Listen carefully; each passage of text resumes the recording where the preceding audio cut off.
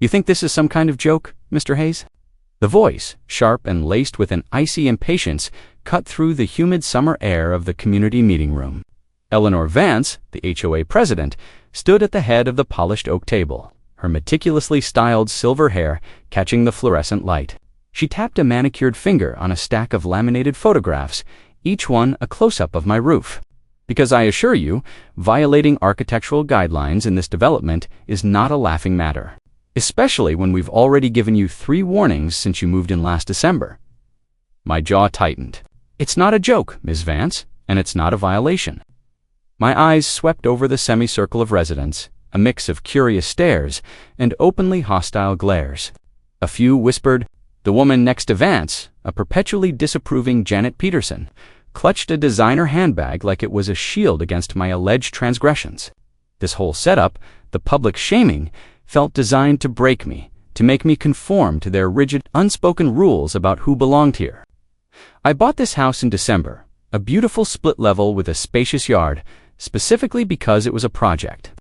I knew it needed work, especially the roof, but I also knew I could do it right. What I didn't anticipate was the relentless scrutiny. Vance scoffed, pushing one of the photos towards me. Tell that to this eyesore. Those shingles are clearly a different shade than what's approved. And the flashing, it looks like something a child put together. The eyesore she referred to was my home, and the child she implied was me.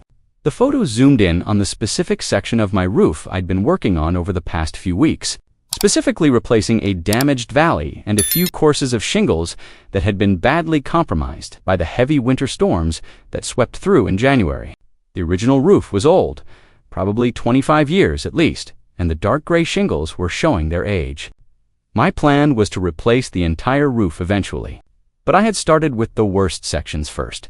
As a matter of structural integrity and preventing further water damage, the twist here, the one they were about to walk straight into, was that I wasn't just some homeowner trying a DIY project.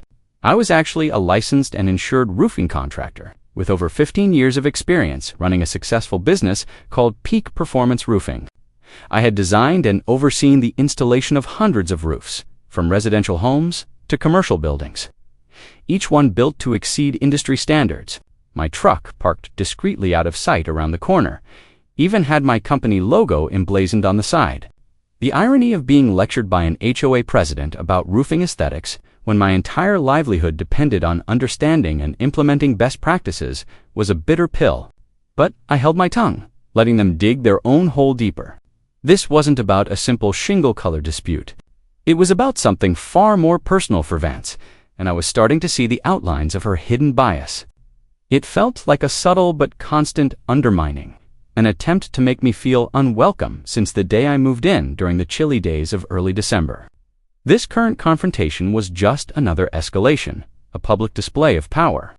I felt a surge of indignation, my hands clenching under the table.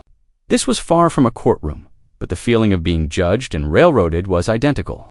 I had hoped to integrate into the community, to make my house a home. But this persistent antagonism had me feeling like an outsider, constantly defending my presence. The previous week, I'd received yet another letter, dated July 12th, stating I had until the 20th to resolve the unsightly roof issues or face a daily fine of $150. That letter felt like a final straw, pushing me to confront them head-on, even if it meant revealing my hand. Mr. Hayes, we expect our residents to maintain the aesthetic integrity of this neighborhood, Vance continued, her voice rising slightly. Your property value affects all of us, and frankly, this looks like a slapdash job.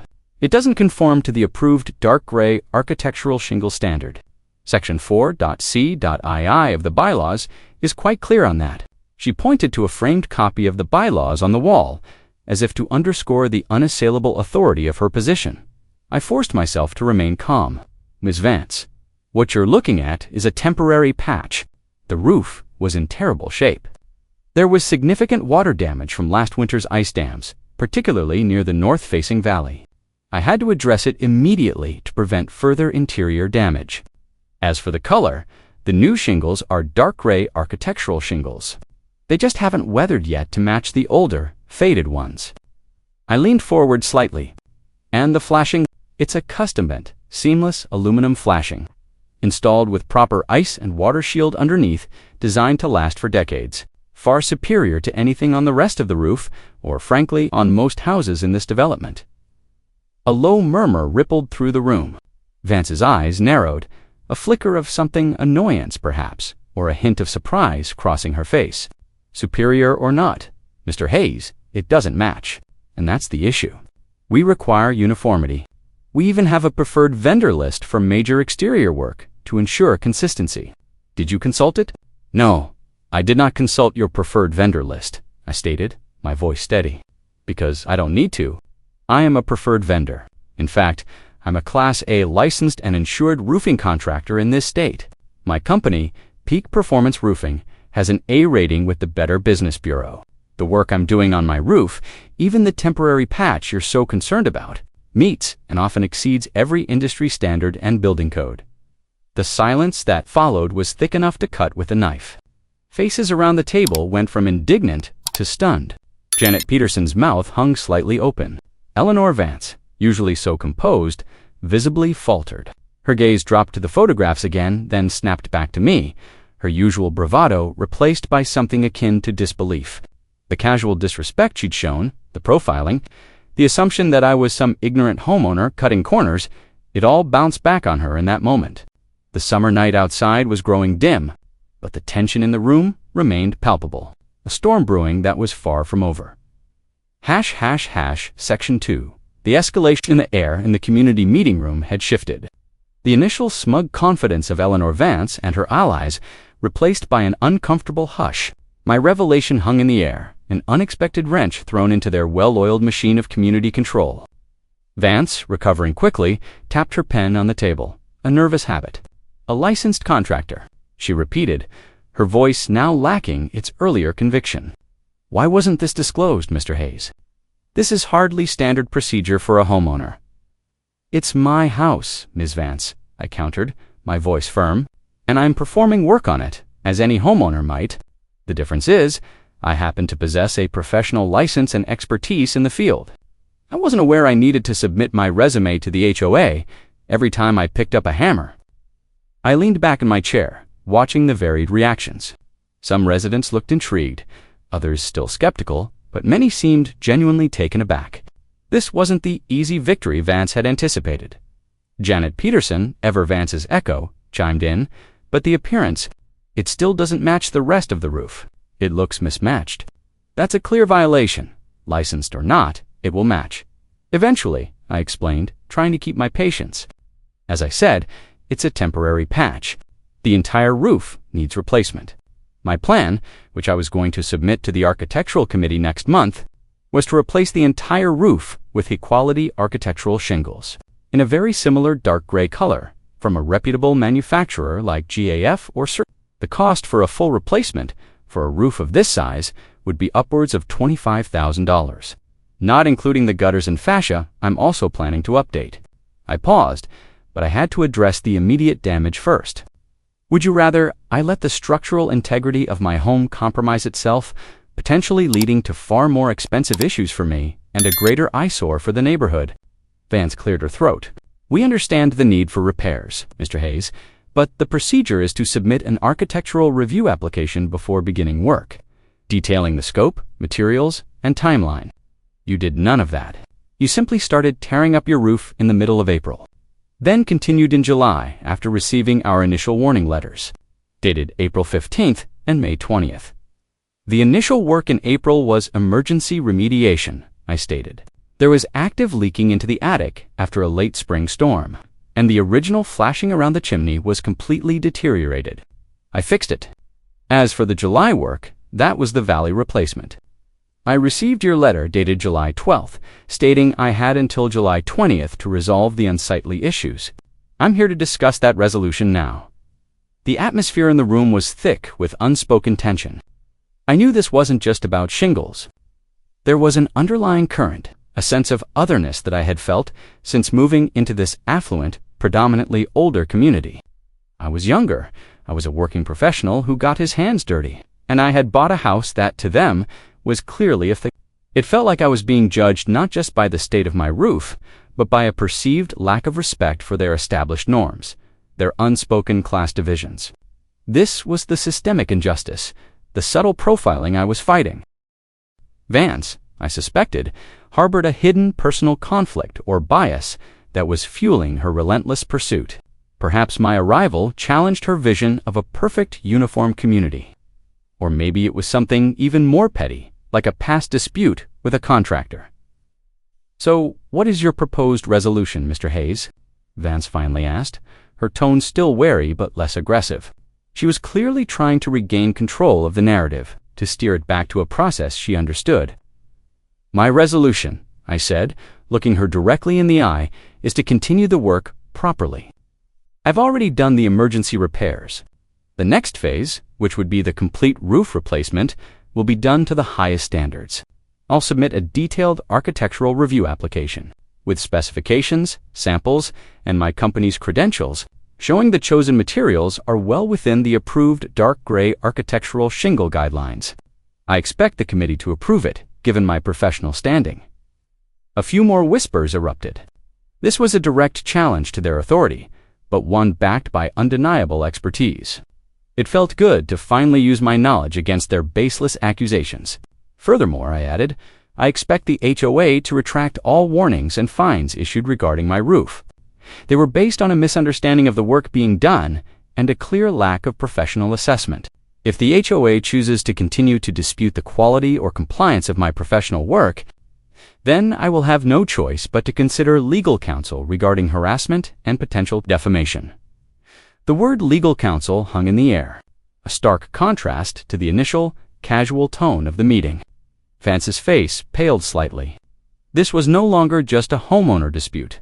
It had escalated into something with real-world consequences, something that could impact the HOA's budget and reputation. The tension in the room was electric, the summer heat outside doing little to alleviate the internal pressure. The clock on the wall read 7:45 p.m., but it felt like hours had passed since the meeting began. Section 3. The scrutiny and the pass the next week was a flurry of bureaucratic maneuvers. My architectural review application, comprehensive and meticulously detailed, landed on Eleanor Vance's desk, along with a polite but firm letter from my own attorney, detailing my licensing and the potential for legal action if the harassment continued. The letter, dated July 25th, had the desired effect. The initial demand for daily fines was rescinded, but the scrutiny remained. The Architectural Review Committee meeting was scheduled for the first week of August, an uncomfortable affair where I presented my plans. The committee, consisting of Vance, Janet Peterson, and a reluctant Mr. Henderson who seemed more interested in his golf game, dissected every detail. They questioned the manufacturer, the specific product line, the underlayment, even the type of nails I intended to use. "Mr. Hayes," Vance began, holding up a shingle sample I'd provided. It was a beautiful, deep charcoal gray with a subtle texture. "This is Gaff Timberline HDZ in charcoal. Our approved standard is simply dark gray architectural shingles. How can we be sure this is truly dark gray enough?" I resisted the urge to roll my eyes. "Ms. Vance, this is one of the most popular dark gray architectural shingles on the market. It's objectively dark gray. If you'd like, I can provide photometric data, but I assure you it will pass any visual inspection for dark gray, and the warranty." Janet chimed in, flipping through my submission. "You're offering a 50-year non-prorated manufacturer warranty on materials and a 25-year warranty on labor. That seems excessive. Most homeowners only offer a 10-year labor warranty as a master elite contractor with Gaff. I'm authorized to offer their top-tier warranties," I explained, maintaining a calm demeanor. "It's a testament to the quality of the materials and my installation process. It's not excessive. It's a commitment to superior work." It became clear that their questions weren't truly about compliance, but about intimidation. They were looking for any crack, any excuse to reject my proposal, even if it meant denying me a better roof than most homes in the community possessed. The questions veered towards the personal, probing into my business. "How long have you been a contractor, Mr. Hayes?" Vance asked, her gaze unwavering. 15 years, I replied, knowing where this was going. They were looking for something, anything, to undermine my professional standing, and you built your business yourself. Yes, I did. Started as a young man, learn the trade from the ground up. My mind drifted back to the cold winters of my early 20s, scrambling on icy roofs, scraping together every penny to buy my first truck, then eventually hiring my first employee. It had been a long, hard climb. Interesting, Vance mused, a strange glint in her eyes. Because the company you're proposing to use, Peak Performance Roofing, I don't see it on our preferred vendor list. And we vet our vendors very carefully. That's because I've never had to apply, I said, a hint of steel in my voice. My business has always grown organically through referrals. But I assure you, Peak Performance Roofing has all the necessary licenses, insurance, and a spotless record. Our average project price is around $30,000, and we complete over 150 residential and commercial projects annually. We're not a fly-by-night operation, Ms. Vance. The tension escalated further. Vance's personal conflict with me, or perhaps with the idea of someone like me, was becoming increasingly evident. I suspected she had a history, a past experience that made her distrust or even resent contractors. I wondered if she'd been burned before, or if this was just a manifestation of a deeper-seated prejudice against anyone who didn't fit her narrow mold of a desirable neighbor. The constant probing, the dismissive tone, the way she kept subtly trying to diminish my professional credentials, it felt like a personal vendetta, masked as community oversight. I was tired of it. Is there a specific reason why you're so intent on scrutinizing my company, Ms. Vance? I asked, my patience wearing thin. Or is this simply a blanket suspicion of all contractors? Vance stiffened. Mr. Hayes, we simply want to ensure the quality of work in our community. We've had issues in the past with substandard contractors. Large projects, significant cost overruns, poor quality, it affects everyone. Her words were vague, but the bitterness in her tone was palpable.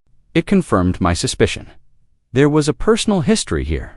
A past wound, perhaps, from a bad contractor experience, or a project gone wrong within the community, that she was projecting onto me. And in her mind, I, the young, self-made contractor who bought a fixer-upper, fit the profile of the problem she was trying to prevent. It was unfair, it was prejudiced, and I knew I had to push back, not just for my own house, but to challenge the systemic bias she represented. The stakes were getting higher. And it was no longer just about my roof. Section 4. A glimmer of understanding. The architectural committee meeting concluded without a definitive vote. Vance insisted they needed more time to review my extensive application. I knew it was a stall tactic, a way to prolong the discomfort and perhaps hope I'd just give up. But I wouldn't.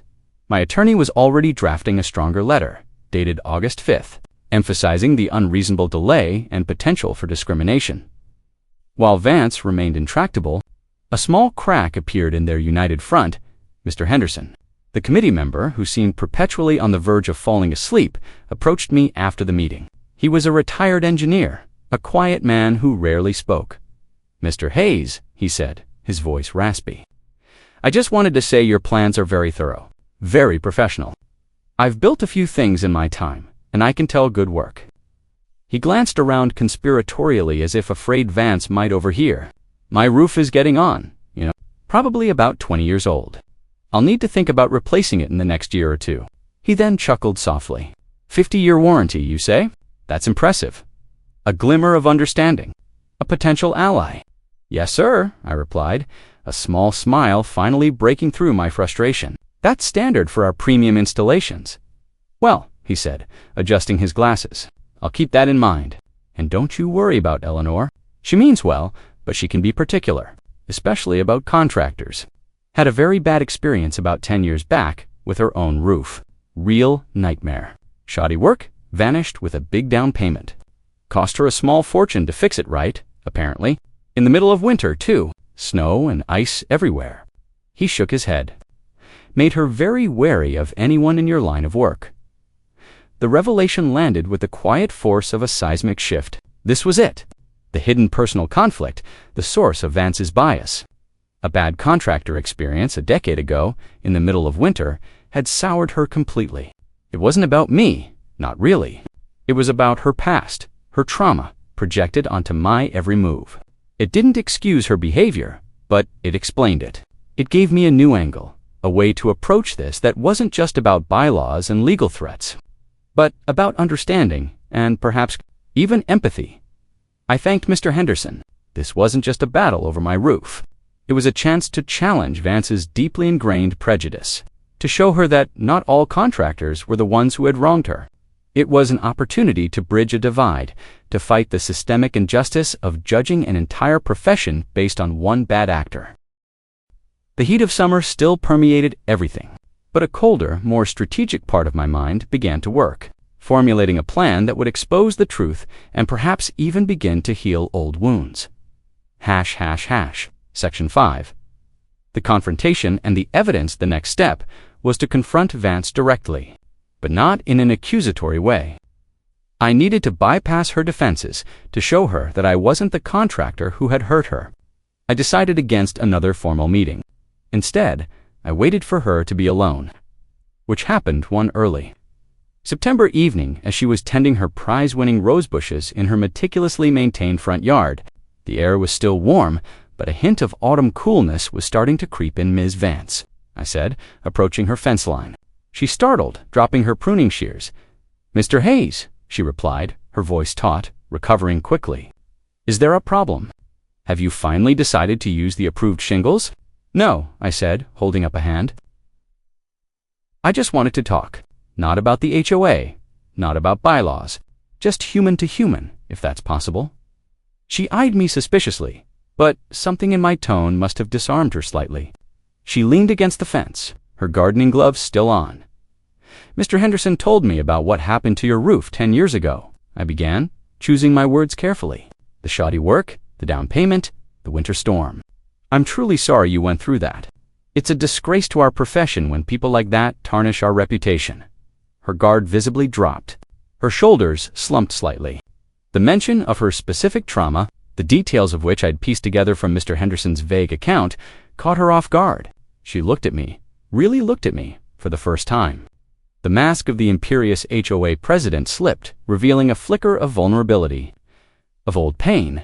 "It was awful," she admitted. "Worst winter in years. My husband had just passed, and I was trying to manage everything on my own.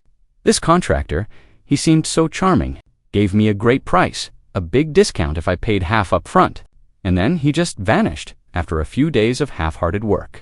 Left my roof wide open in a blizzard. Cost me nearly $40,000 to fix the damage he caused, plus the money I lost to him. The insurance company fought me for months." She shivered despite the warm evening.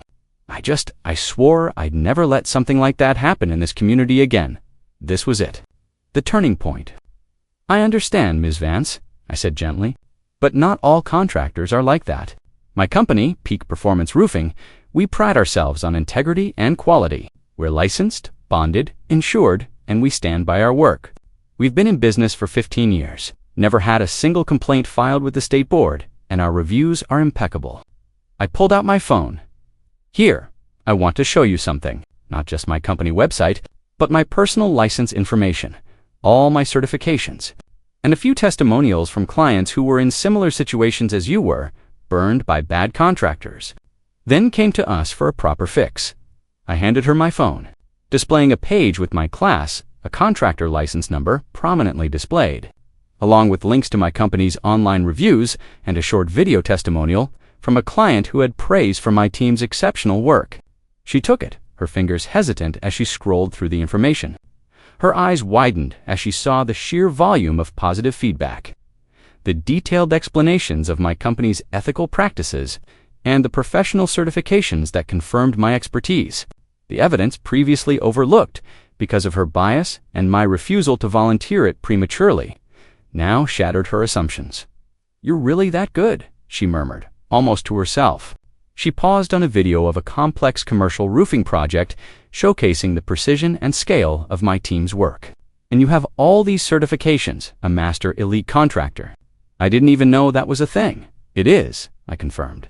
"It means we're in the top 3% of all roofing contractors in the country. It takes years of consistent training, quality work, and financial stability to earn and maintain that status. It's not just about slapping shingles on a roof, Ms. Vance. It's a highly skilled trade, and we take it very seriously." She slowly handed back my phone, her expression unreadable. The confrontation, born of her prejudice, had unexpectedly brought forth a moment of raw truth. My innocence, my moral strength, had been revealed not through legal documents alone, but through a willingness to understand her pain and then demonstrate my professionalism in a way she could truly appreciate. The summer heat was fading, but the tension had finally broken. Section 6, resolution and reflection the following week. On September 12th, I received an official letter from the HOA. It wasn't just an approval of my architectural review application. It was an apology. Signed by Eleanor Vance, it retracted all previous warnings and fines, acknowledging the misunderstanding and praising my forthcoming and professional demonstration of expertise. It also stated that Peak Performance Roofing would be added to the HOA's preferred vendor list, effective immediately. It was a legal and emotional resolution that delivered justice and a sense of closure. My roof would be replaced to the highest standards without further harassment. The winter, which was rapidly approaching, would see my home fully protected, not just aesthetically pleasing, but structurally sound. More importantly, though, something else had shifted. Vance approached me a few days later, as I was inspecting the final delivery of shingles for the full roof replacement. "Mr. Hayes," she said, a small tentative smile on her face. I wanted to apologize, personally. I let my past experience cloud my judgment. It wasn't fair to you. Your work is clearly exceptional. "Thank you, Ms. Vance," I replied, acknowledging her sincerity. "I appreciate that. It takes a lot to admit you were wrong." "It does," she agreed, looking at the piles of new, deep gray shingles. "You know, my gutters are due for an upgrade too. That contractor who left my roof open, he ruined those as well. Do you happen to do seamless gutter installations?" A genuine smile finally broke through my own facade of professionalism. "We do, Ms. Vance. And we offer a great warranty on those too." The conversation wasn't just about gutters. It was about trust, rebuilt from the ashes of prejudice and misunderstanding. It challenged me, and hopefully her, to reflect critically on themes of fairness, accountability, and human dignity. It was a reminder that behind every uniform, every rulebook, every accusation, there's a person with a story, and sometimes all it takes is a moment of genuine human connection, backed by undeniable competence to bridge the divide. The autumn leaves were just beginning to turn, painting the neighborhood in warm hues, signaling a change not just in the season, but in the community itself. My home, once a point of contention, was now becoming a testament to quality, integrity, and perhaps a small victory against systemic prejudice. The entire roof replacement was scheduled to begin on October 1st, a clear signal of the new beginning.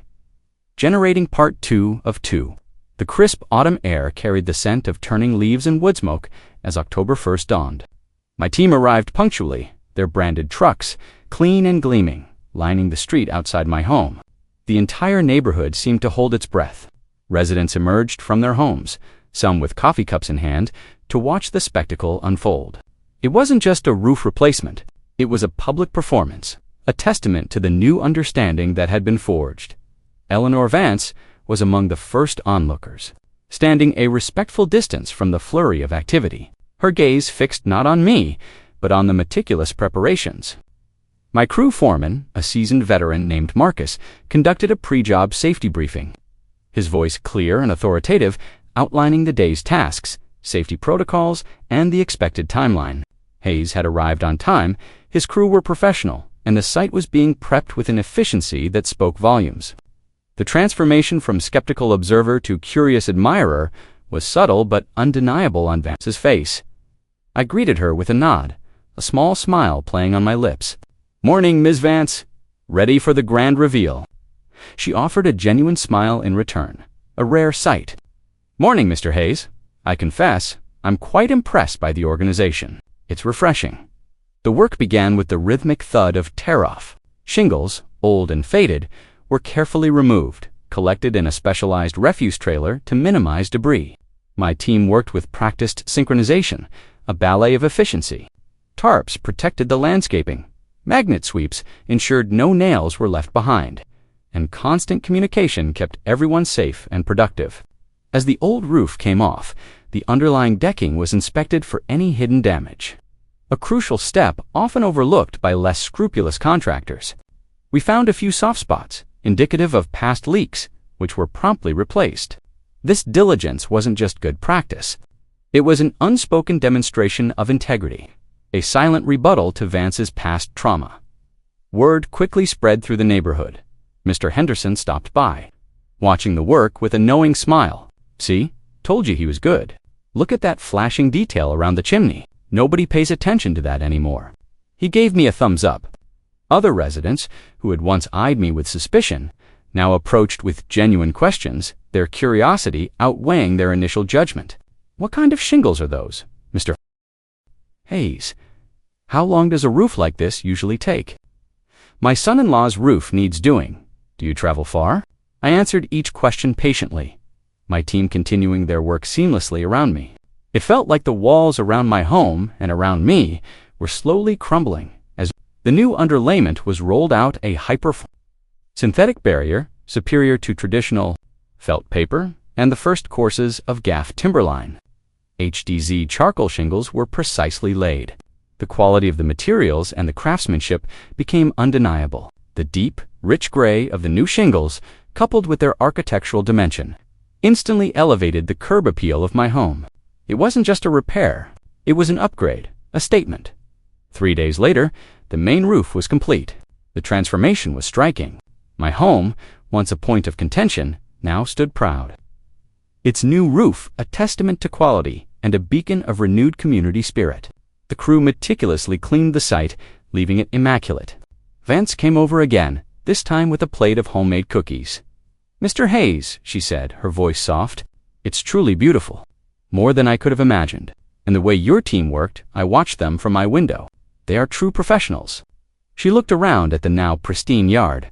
"You didn't even leave a single nail. That's the peak performance standard." "Ms. Vance," I replied, accepting a cookie. "Thank you for these. My pleasure," she said, then hesitated.